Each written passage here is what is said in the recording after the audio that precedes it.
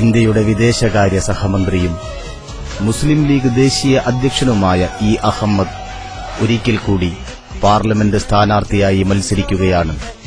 തന്റെ രാഷ്ട്രീയ ജീവിതത്തിന്റെ ഒട്ടുമുക്കാൽ ഭാഗവും മലപ്പുറം ജില്ലയുടെ ഉന്നമനത്തിനും അഭിവൃദ്ധിക്കുമായി പ്രയത്നിച്ച ഈ ജനപ്രിയ നായകന് അത്രമേൽ പ്രിയങ്കരവും സുപരിചിതവുമാണ്. എല്ലാം നേടിയെടുക്കാൻ കഴിഞ്ഞിട്ടില്ല. ഇന്ത്യയിലെ മുസ്ലിങ്ങൾക്ക് ഏറ്റവും അഭിമാനകരമായ ആസ്തിക്യമുണ്ടാവണമെങ്കിൽ MSFിലൂടെ വിദ്യാർത്ഥി രാഷ്ട്രീയത്തിൽ പ്രവേശിച്ച അഹമ്മദ് തലശ്ശേരി സെഷൻസ് കോടതിയിലും കേരള ഹൈക്കോടതിയിലും അഭിഭാഷകനായി പ്രാക്ടീസ് ചെയ്തുകൊണ്ടാണ് തന്റെ ഔദ്യോഗിക ജീവിതം ആരംഭിച്ചത്. സീതി സാഹിബിന്റെയും CH മുഹമ്മദ് കോയയുടെയും രാഷ്ട്രീയ ശിഷ്യനായിരുന്ന അദ്ദേഹം പിന്നീട് അഭിഭാഷക വൃത്തി ഉപേക്ഷിച്ച് മുഴുവൻ സമയവും രാഷ്ട്രീയ ജീവിതത്തിനായി ഉഴിഞ്ഞുവെച്ചു.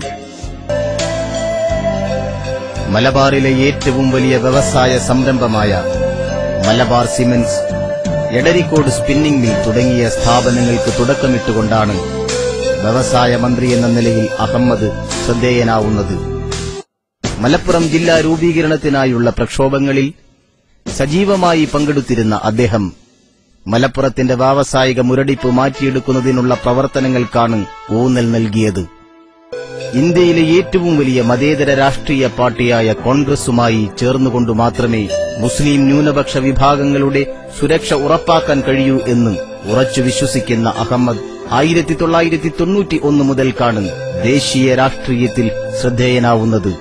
All the views expressed by Mamnachi on this issue, this is a very sensitive as well as a serious matter concerning the very polity, the national polity.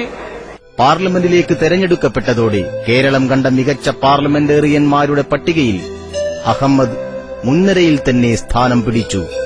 Have to be treated like the Jews of Nazi Germany. Why did the government do that? Did you take action? ഇന്ത്യയിൽ ന്യൂനപക്ഷ വിഭാഗങ്ങൾക്കെതിരെ ഏതെങ്കിലും തരത്തിലുള്ള കടന്നാക്രമണമുണ്ടാവുമ്പോഴെല്ലാം ധിഷണാശാലിയായ ആ രാഷ്ട്രീയ നേതാവിന്റെ ശക്തമായ പ്രതിഷേധവും വാഗ്ധോരണികളും പാർലമെന്റിൽ അലയൊലികൾ സൃഷ്ടിച്ചു.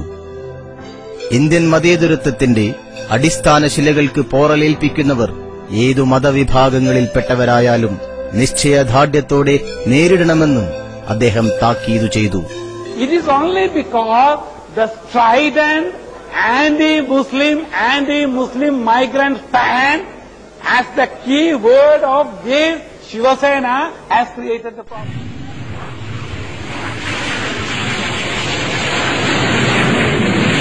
മലബാറിന്റെ വികസന സ്വപ്നങ്ങളിലൊന്നായ കരിപ്പൂർ എയർപോർട്ടിനെ അന്താരാഷ്ട്ര വിമാനത്താവളമാക്കി ഉയർത്താൻ കഴിഞ്ഞത് അഹമ്മദിന്റെ സുപ്രധാന ഭരണ നേട്ടങ്ങളിൽ ഒന്നാണ്.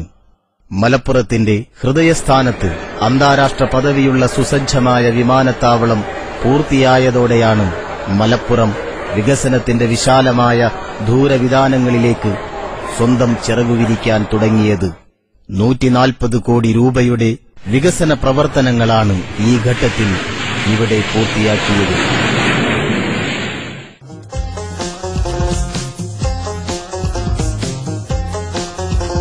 ഹജ്ജ് യാത്രികരുടെ സൌകര്യങ്ങൾ ക്രമാതീതമായി വർദ്ധിപ്പിച്ചതാണ് വിദേശകാര്യ സഹമന്ത്രി എന്ന നിലയിൽ അഹമ്മദ് പൂർത്തിയാക്കിയ മഹത്തായ മറ്റൊരു സേവനം. ഇന്ത്യയിൽ നിന്നുള്ള ഹജ്ജ് കോട്ട 72,000-ൽ നിന്നും 1,23,000-ആക്കി വർദ്ധിപ്പിക്കാൻ അദ്ദേഹത്തിന് കഴിഞ്ഞു. കരിപ്പൂർ എയർപോർട്ടിനെ ഹജ്ജ് എംബാർക്കേഷൻ പോയിന്റായി തിരഞ്ഞെടുക്കുക വഴി കേരളത്തിലെ ഹാജിമാർക്ക് സ്വന്തം നാട്ടിൽ നിന്നുതന്നെ നേരിട്ട് മക്കയിലെത്താനുള്ള സൌകര്യമാണ് ഇതോടെ കൈവന്നത്. ഹജ്ജ് ഹൌസ് നിർമ്മിക്കുന്നതിന് കേന്ദ്രം 2 കോടി രൂപ അനുവദിച്ചതും അഹമ്മദിന്റെ ശ്രമഫലമായാണ്.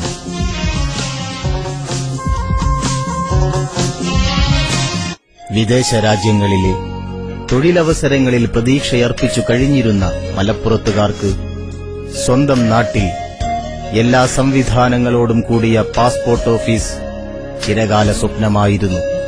ഇന്ത്യയിലെ 31ാമത്തെ പാസ്പോർട്ട് ഓഫീസ് മലപ്പുറത്ത് തന്നെ സ്ഥാപിച്ചുകൊണ്ടാണ് ഒരു പിന്നോക്ക ജില്ലയെ വികസനത്തിന്റെ ഉന്നതിയിലേക്ക് കൈപിടിച്ചുയർത്താൻ അഹമ്മദ് മുന്നോട്ടു വന്നത്. ഗൾഫ് യാത്രക്കാർക്ക് എമിഗ്രേഷൻ ലഭിക്കാനുള്ള കുറഞ്ഞ വിദ്യാഭ്യാസ യോഗ്യത ബിരുദത്തിൽ നിന്നും SSLC-യാക്കി കുറച്ചുകൊണ്ട് ലക്ഷക്കണക്കിന് തൊഴിലന്വേഷകർക്ക് അദ്ദേഹം ആശ്വാസം നൽകി.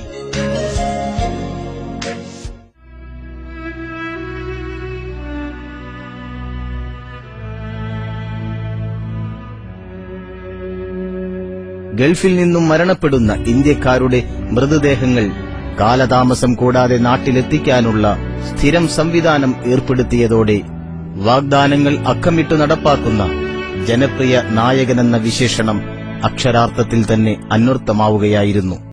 സൗദി അറേബ്യ എന്ന് പറഞ്ഞ വലിയൊരു രാജ്യമാണ്. ഒരു 18 ലക്ഷത്തോളം ഇന്ത്യക്കാരുണ്ട്. അവിടെയാണെങ്കിൽ ഒരു എംബസി റിയാദിൽ, ഒരു കോൺസുലേറ്റ് ജനറൽ ജിദ്ദയിൽ, അതിന്റെ അപ്പുറം നമുക്കൊന്നുമില്ല. ഞാൻ മന്ത്രിയായ ഉടനെ തന്നെ അവിടെ ഏർപ്പെടുത്തിയത് ഓൺലൈനിൽ എംബസികളെ സൗദി അറേബ്യയിൽ എവിടെ നിന്നും കോൺടാക്ട് ചെയ്യാൻ, ബന്ധപ്പെടാൻ എല്ലാ ദിവസവും ആർക്കും എവിടെയും വിളിച്ച് ആ എംബസിയായി ബന്ധപ്പെടാനും അവരുടെ പരാതികൾ ഉടനെ അറിയാനും നടപടികളെടുത്തു. അതിനെ തുടർന്ന് ഗൾഫ് രാജ്യങ്ങളിലുള്ള എല്ലാ ഇന്ത്യൻ എംബസികളിലും ഇന്ത്യൻ മിഷനുകളിലും മാസത്തിൽ ഒരു ദിവസം നിശ്ചയിച്ചിട്ട് അന്ന് മുൻകൂട്ടി അനുവാദമില്ലാതെ അനുമതി നേടാതെ തന്നെ ആർക്കും കടന്നു ചെല്ലാനും ഇന്ത്യൻ അംബാസിഡറോടും പ്രതിനിധികളോടും അവരുടെ പ്രശ്നങ്ങൾ പരിഹരിക്കാനുമാണ് തുടങ്ങി വെച്ചു. പിന്നെ മൃതദേഹങ്ങൾ തിരിച്ചെത്തിക്കാനും വേണ്ടി ഒരു ഇൻബിൽറ്റ് സിസ്റ്റം ഞാൻ ഉണ്ടാക്കി. ആ മൃതദേഹങ്ങൾ കൊണ്ടുവരുന്നതിന് സൌജന്യമായിരുന്നു വിമാന കമ്പനി. അത് നേരത്തെ തീരുമാനിച്ചത് നടപ്പിലായില്ല. ഞാൻ വന്നതിന് ശേഷം അത് കർശനമായി നടപ്പാക്കി. സൗദി അറേബ്യയിൽ കണ്ണു ചൂഴ്ന്നെടുക്കാൻ വിധിക്കപ്പെട്ട് ജയിലിൽ കഴിഞ്ഞിരുന്ന നൌഷാദ് അവസാനം നിറകണ്ണുകളോടെ നാട്ടിലെത്തിയപ്പോൾ തന്റെ മോചനത്തിനായി കഠിന പ്രയത്നം ചെയ്ത അഹമ്മദ് സാഹിബിനായി പ്രാർത്ഥിച്ചു തീരാത്ത 1000 നന്ദി വാക്കുകൾ മനസ്സിൽ തുടിച്ചു നിന്നിരുന്നു. ഉള്ളുവെന്ത പ്രാർത്ഥനകളോടെ തിരിച്ചുകിട്ടിയ കാഴ്ചയുടെ നിറവെളിച്ചത്തിൽ ഈ കുടുംബം എന്നും ഒരു വലിയ സൽപ്രവർത്തനത്തെ സ്മരിച്ചുകൊണ്ടിരിക്കുന്നു. സാമുദായികമായി പിന്നോക്കം നിൽക്കുന്ന ഒരു സമുദായത്തെ ഉയർന്ന വിദ്യാഭ്യാസം നൽകി പുരോഗതിയിലേക്ക് നയിക്കാനുള്ള പ്രവർത്തനങ്ങൾക്ക് അദ്ദേഹം എന്നും മുൻഗണന നൽകിയിരുന്നു. മലപ്പുറം ജില്ലയിലെ വിവിധ കോളേജുകളിൽ വിദ്യാർത്ഥികൾക്ക് IT മേഖലയിൽ അത്യാധുനിക പഠനവും പരിശീലനവും ലഭിക്കുന്നതിനാവശ്യമായ സംവിധാനങ്ങൾ അദ്ദേഹം ഒരുക്കിക്കൊടുത്തു. മലപ്പുറം ജില്ലയിലെ പ്രധാന വാണിജ്യ നഗരങ്ങളിലൊന്നായ മഞ്ചേരിയുടെ വിവിധ ഭാഗങ്ങളിൽ അഹമ്മദ് സാഹിബിന്റെ ക്രിയാത്മകമായ ഒട്ടേറെ ഭരണ നേട്ടങ്ങൾ പൂർണ്ണ ശോഭയോടെ തെളിഞ്ഞു നിൽക്കുന്നു. കേന്ദ്ര വിദേശകാര്യ സഹമന്ത്രിയാവുന്നതിനും വർഷങ്ങൾക്ക് മുമ്പ് തന്നെ ഇന്ത്യയുടെ വിശ്വസ്ത ദൂതനെന്ന നിലയിൽ വിദേശ നയതന്ത്ര ബന്ധങ്ങളിൽ അഹമ്മദ് സജീവ പങ്കാളിത്തം വഹിച്ചിരുന്നു. പശ്ചിമേഷ്യൻ രാഷ്ട്രങ്ങളുമായുള്ള ബന്ധങ്ങളിൽ ഇത്രയേറെ സമർത്ഥമായി ഇടപെടാൻ കഴിവുള്ള മറ്റൊരു നേതാവും ഇന്ത്യയിലില്ലെന്ന് ഇന്ദിരാഗാന്ധി മുതൽ ഡോക്ടർ മൻമോഹൻ സിംഗ് വരെ ഒരുപോലെ വിശ്വസിച്ചു പോന്നു. അറബ് രാജ്യങ്ങളും ഇന്ത്യയും തമ്മിലുള്ള ചിരപുരാതനമായ ബന്ധം അരക്കിട്ടുറപ്പിക്കുന്നതിലും അഹമ്മദിന്റെ ഈ കർമ്മ നൈപുണ്യം പ്രകടമായിരുന്നു. അരനൂറ്റാണ്ടുകൾക്ക് ശേഷം ഒരു സൗദി അറേബ്യൻ രാജാവ് ഇന്ത്യ സന്ദർശിക്കുന്നതും വിവിധ ഗൾഫ് രാജ്യങ്ങളിലെയും മുസ്ലിം രാഷ്ട്രങ്ങളിലെയും ഭരണാധികാരികൾ ഇന്ത്യയിലെത്തുന്നതും അഹമ്മദിന്റെ ഈ മേഖലയിലുള്ള ഇടപെടലുകളെ തുടർന്നാണ്. ഇന്ത്യയും ഖത്തറുമായുണ്ടാക്കിയ സുപ്രധാനമായ സുരക്ഷാ കരാറിൽ പ്രധാനമന്ത്രി മൻമോഹൻ സിംഗിന്റെ സാന്നിധ്യത്തിൽ ഇന്ത്യയ്ക്കുവേണ്ടി ഒപ്പുവെച്ചത് നമ്മുടെ നാടിന്റെ പ്രതിനിധിയായ ഈ അഹമ്മദാണ്.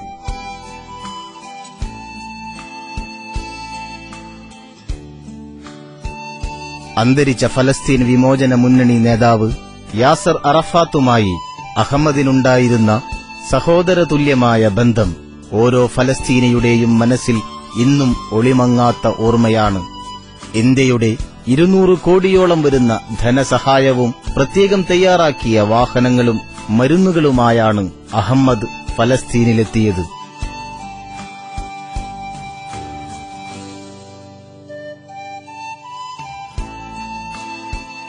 ഇന്ത്യയിലെ ഫലസ്തീൻ അംബാസിഡർ ഒസാമ മൂസയുടെ വാക്കുകൾ. Friend to Palestine, Excellency Ahmed was the last leader to meet late Yasser Arafat. ഫലസ്തീൻ പ്രശ്നത്തിൽ UN-ൽ അഹമ്മദ് നടത്തിയ പ്രസംഗം ലോകമാധ്യമങ്ങൾ വലിയ പ്രാധാന്യത്തോടെയാണ് റിപ്പോർട്ട് ചെയ്തത്. മനുഷ്യാവകാശ പ്രശ്നമെന്ന നിലയിൽ ഫലസ്തീനിൽ നടക്കുന്ന ക്രൂരമായ നരമേധത്തിനെതിരെ ഉണർന്നു പ്രവർത്തിക്കണമെന്നും ഇന്ത്യ എക്കാലവും ഫലസ്തീൻ ജനതയ്ക്കൊപ്പം നിന്ന് പ്രവർത്തിക്കുമെന്നും അദ്ദേഹം അന്താരാഷ്ട്ര സമൂഹത്തെ ഓർമ്മിപ്പിച്ചു. പോളിസി രൂപീകരിക്കുന്നത് ക്യാബിനറ്റാണ്. ആ എല്ലാ പോളിസിയോടും എനിക്ക് യോജിപ്പുണ്ടെങ്കിലും ഇല്ലെങ്കിലും അതുമായിട്ട് ഞാൻ ബന്ധപ്പെടാറില്ല. ഉദാഹരണമായിട്ട് പലസ്തീനിലേക്ക് പോകണമെന്ന് പറഞ്ഞപ്പോൾ എനിക്ക് ഇസ്രായേൽ അല്ലാതെ പോകണമെന്ന് ഞാൻ നിർബന്ധം പിടിച്ചു. അപ്പൊ എല്ലാവരും തെൽവവിയിൽ പോയി അവിടെ പോയി ഞാൻ അതല്ല പോയി. ഞാൻ നേരെ അമ്മാനിൽ പോയി, ജോർഡനിൽ പോയി. ജോർഡാനിലൂടെ ഈ പലസ്തീൻ ഇസ്രായേലിന്റെ ആതിഥ്യം സ്വീകരിക്കാതെ നേരെ പോവുകയാണ് ഇത്. അതെന്റെ ഒരു മാനസികമായ ഒരു തൃപ്തിക്ക് വേണ്ടിയിട്ടാണ്. അതെ, പക്ഷെ ഒരു മന്ത്രി എന്ന നിലയ്ക്ക് എനിക്ക് ഇസ്രായേലിൽ പോകണമെന്ന് പറഞ്ഞു വന്നപ്പോൾ ഞാൻ പറഞ്ഞു എന്നെക്കൊണ്ട് ഞാൻ പോകാൻ ആഗ്രഹിക്കുന്നില്ല എന്ന് പറഞ്ഞു. ഇതുവരെ ഞാൻ പോയിട്ടില്ല. ഞാൻ മലപ്പുറത്തെ പ്രതിദാനം ചെയ്യുന്ന സന്ദർഭത്തിൽ ഇവിടെ ഒരു FM റേഡിയോ സ്റ്റേഷൻ കൊണ്ടുവരാൻ എനിക്ക് കഴിഞ്ഞു. ഇവിടെ ടെലിവിഷൻ ഇൻസ്റ്റാളേഷൻ ശക്തിപ്പെടുത്താൻ എനിക്ക് കഴിഞ്ഞു. ഇവിടെ ഈ നിയോജക മണ്ഡലത്തിൽപ്പെട്ട വിമാനത്താവളത്തിനു വേണ്ടി സർവതോമുഖമായ അഭിവൃദ്ധി വരുത്താൻ പ്രവർത്തിക്കാൻ എനിക്ക് കഴിഞ്ഞു. ഇപ്പോഴും ഞാനതിനു വേണ്ടി പ്രവർത്തിച്ചുകൊണ്ടിരിക്കുന്നുണ്ട്. അതുപോലെ തന്നെ എന്റെ നിയോജക മണ്ഡലത്തിൽപ്പെട്ട അന്നത്തെ എല്ലാ ദേശീയ പാതകളും പൂർത്തീകരിക്കാൻ എനിക്ക് കഴിഞ്ഞു. അങ്ങനെയുള്ള കാര്യങ്ങളൊക്കെ ഞാൻ ചെയ്തിട്ടുണ്ട്. ഇനിയും എനിക്ക് ചെയ്യാൻ കുറെ കാര്യങ്ങളുണ്ട്. അതിലൊന്ന് ഒരു സെൻട്രൽ സ്കൂൾ ഇവിടെ സ്ഥാപിക്കണം. അതോടൊപ്പം തന്നെ നമ്മുടെ വിമാനത്താവളം കുറച്ചും കൂടി വികസിപ്പിച്ച് ഇന്നുള്ളതിനേക്കാളും ലോകത്തിലെ ഏറ്റവും നല്ല വിമാനങ്ങളിൽ ഒന്നാക്കി മാറ്റിത്തീർക്കണം. മലപ്പുറം ജില്ലയിലെ മുഴുവൻ റെയിൽവേ സ്റ്റേഷനുകളുടെയും വികസനം അദ്ദേഹത്തിന്റെ ചിരകാല സ്വപ്നങ്ങളിൽ ഒന്നായിരുന്നു. തിരൂർ റെയിൽവേ സ്റ്റേഷന്റെ പദവി ഉയർത്തിയതും പരപ്പനങ്ങാടി വള്ളിക്കുന്ന് സ്റ്റേഷനുകളിൽ പല പ്രധാന തീവണ്ടികൾക്കും സ്റ്റേഷൻ അനുവദിച്ചതും ഇതിന്റെ ഭാഗമായാണ്. ഇവിടെ ഒരു റെയിൽവേ അണ്ടർബ്രിഡ്ജ് വരാൻ വേണ്ടി നാട്ടുകാർക്ക് വളരെ ഉപകാരം ഉണ്ടാവുന്ന ഒരു സാധനമാണ്. ഇവിടെ നിന്നും തിരങ്ങാടിക്ക് പോകാൻ വേണ്ടിയിട്ട് ഈ ഓവർബ്രിഡ്ജ് ഇല്ലാത്തതുകൊണ്ട് ഗേറ്റിന്റെ റെയിൽവേ കടക്കാൻ വേണ്ടി ഗേറ്റിന്റെ പ്രശ്നമുള്ളതുകൊണ്ട് കുറച്ചുകൂടി തെക്കായിട്ട് ഒരു അണ്ടർബ്രിഡ്ജ് പണിയിക്കാൻ വേണ്ടി ആ നാട്ടുകാർ ശ്രമിച്ചിരുന്നു. അതിന് റെയിൽവേ അനുവദിക്കുകയും 69 ലക്ഷം റുപ്യ മതി എന്ന് പറയുകയും ചെയ്തിരുന്നു. സാധാരണ നിലയിൽ ഓവർബ്രിഡ്ജിന് എത്രയോ കോടി റുപ്യ വേണം. ഇത് 69 ലക്ഷം കൊണ്ട് അവർ ചെയ്യാന്ന് പറഞ്ഞപ്പോൾ അതിന് ഇവിടെയുള്ള പഞ്ചായത്തുകളെല്ലാം കൂടി അതിന് വേണ്ട പണം തരാമെന്ന് പറഞ്ഞു. അതായത് ഗ്രാമപഞ്ചായത്ത്, മറ്റേ ജില്ലാ പഞ്ചായത്ത്, ബ്ലോക്ക് പഞ്ചായത്ത് ഇവരെല്ലാരും കൂടി വേണ്ട പണം തരാം. അതുകൊണ്ട് തീരാത്ത പണം തന്റെ MP ഫണ്ടിൽ നിന്ന് തരാമെന്ന് അദ്ദേഹം ഏൽക്കുകയും ചെയ്തു. അത് വലിയൊരു ഈ നാട്ടിനെ സംബന്ധിച്ചിടത്തോളം, എന്നെ സംബന്ധിച്ചിടത്തോളം പ്രത്യേകിച്ചും വളരെ ഗുണകരമായൊരു കാര്യമായിരുന്നു. ലോകമൊന്നടങ്കം തീവ്രവാദത്തിന്റെയും ഭീകരതയുടെയും ദുർനിമിത്തങ്ങൾ നിറഞ്ഞ നാളുകളിൽ ഇറാഖിൽ ബന്ദികളാക്കപ്പെട്ട 3 ഇന്ത്യക്കാരെ ഓർത്ത് വേദന തിന്നുകയായിരുന്നു ഇന്ത്യൻ ജനത. പാകിസ്ഥാനിൽ നിന്നും നേപ്പാളിൽ നിന്നുമുള്ള 2 ബന്ദികളെ തീവ്രവാദികൾ വധിച്ചതോടെ രാജ്യം ഒന്നടങ്കം ആശങ്കയുടെ മുൾമുനയിലായി. Mr. Ahmed came immediately into the forefront because it was his personal contacts in the Arab world and his personal leadership in this hostage crisis which has brought us, well, not near success, but as close to success as we can possibly hope for in a serious and very delicate matter. Minister, is it time for congratulations? For what? On the hostage crisis. This is what has involved you ever since it began. This is the first major crisis of your ministry and you have been personally looking after it. We are doing our duty. It is neither for compliment nor for anything. Whatever the matter entrusted with us, we will have to do diligently and to the best of our ability. That we have been given certain duties to perform to the country. പ്രധാനമന്ത്രി നിയോഗിച്ച crisis management chairman എന്ന നിലയിൽ കടന്നുപോകുന്ന ഓരോ നിമിഷവും അഹമ്മദിന് വിലപ്പെട്ടതായിരുന്നു. വെടിമരുന്നിൽ നിന്ന് മൺതരികൾ പെറുക്കിയെടുക്കുന്നതുപോലെ ശ്രമകരവും അപകടം നിറഞ്ഞതുമാണ് തന്നെ ഏൽപ്പിച്ച ദൌത്യമെന്ന് മനസ്സിലാക്കിയ അഹമ്മദ് ക്ഷമാപൂർവം വളരെ കരുതലോടെയാണ് ഓരോ കരുക്കളും നീക്കിയത്. ജാഗ്രതായ മനസ്സും തളരാത്ത ശുഭപ്രതീക്ഷയുമായി 2 മാസക്കാലം നീണ്ട നിതാന്ത പരിശ്രമങ്ങൾക്കു ശേഷം ഒരു പോറലുമേൽക്കാതെ 3 ഇന്ത്യക്കാരെയും സുരക്ഷിതരായി നാട്ടിലെത്തിച്ച അഹമ്മദിനെ രാജ്യം ആനന്ദാശ്രുക്കളോടെയാണ് വരവേറ്റത്.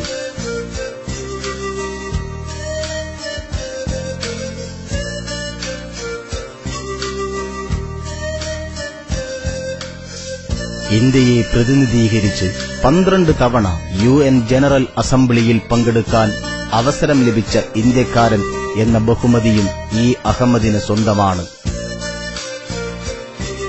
VK കൃഷ്ണമേനോനും സർദാർ സ്വരൻ സിംഗിനും ശേഷം UN സെക്യൂരിറ്റി കൌൺസിലിൽ ഇന്ത്യയെ പ്രതിനിധീകരിച്ച ഏക ഇന്ത്യക്കാരൻ എന്ന ബഹുമതിയും മലപ്പുറത്തിന്റെ ഈ ജനപ്രിയ നായകന്റെ അഭിമാനാർഹമായ നേട്ടങ്ങളിലൊന്നാണ്.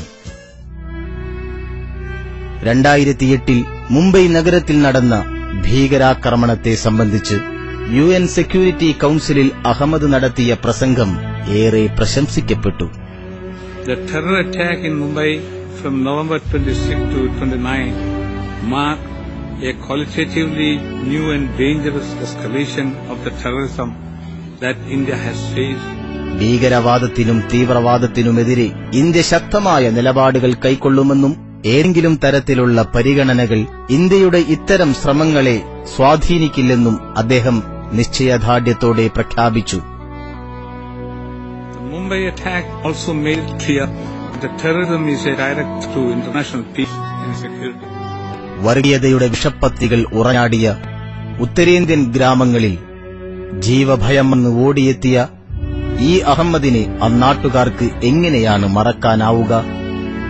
കണ്ണീരും കലാപവുമല്ല, മതസാഹോദര്യത്തിന്റെ ജീവൽ മുദ്രകളാണ് ഇന്ത്യയുടെ ചാലകശക്തിയെന്ന സന്ദേശം കലാപഭൂമിയിലുടനീളം അദ്ദേഹം പ്രചരിപ്പിച്ചു. കോയമ്പത്തൂരിൽ വർഗീയ അസ്വാസ്ഥ്യമുണ്ടായപ്പോൾ അന്ന് മഞ്ചേരിയിലെ തെരഞ്ഞെടുപ്പ് പര്യടനം നിർത്തിവച്ച് സംഭവസ്ഥലത്തേക്ക് ഓടിച്ചെന്ന അഹമ്മദിനെ തമിഴ്നാട്ടുകാർ ഇന്നും നന്ദിയോടെ സ്മരിക്കുന്നു. 2002 ഗുജറാത്തിൽ വർഗീയ ലഹളയുണ്ടായപ്പോൾ സാമൂഹ്യ പ്രവർത്തകർക്കൊപ്പം ഗുജറാത്തിലെത്തിയ അഹമ്മദ് മറ്റെല്ലാം മറന്നു പുനരധിവാസ പ്രവർത്തനങ്ങൾക്ക് നേതൃത്വം നൽകിയതും സ്മരണീയമാണ്. നിലപാടുകളിൽ പക്ഷപാതിത്വം പുലർത്താത്ത സമുദായ നേതാവ്, ഇന്ത്യൻ മതേതര പാരമ്പര്യത്തിന്റെ ഉള്ളും പുറവും തൊട്ടറിഞ്ഞ ക്രാന്തദർശിയായ രാഷ്ട്രീയക്കാരൻ, വിദേശ നയതന്ത്ര ബന്ധങ്ങളിൽ സമർത്ഥവും കാര്യക്ഷമവുമായി ഇടപെടാൻ കഴിവുള്ള നയതന്ത്ര പ്രതിനിധി.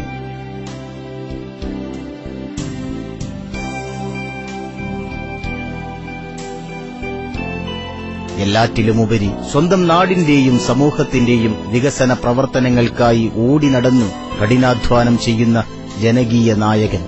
ഈ അഹമ്മദിന്റെ പതിറ്റാണ്ടുകൾ നീണ്ട രാഷ്ട്രീയ ജീവിതത്തെ അടയാളപ്പെടുത്താൻ വിശേഷണങ്ങൾ ഏറെയുണ്ട്. നയതന്ത്ര മേഖലയിൽ ഭാരതത്തിന്റെ സഞ്ചരിക്കുന്ന അംബാസിഡർ എന്ന സ്ഥാനപ്പേരുള്ള ഈ അഹമ്മദ് കേരളക്കരയുടെ ത്രസിക്കുന്ന അഭിമാനമാണ്.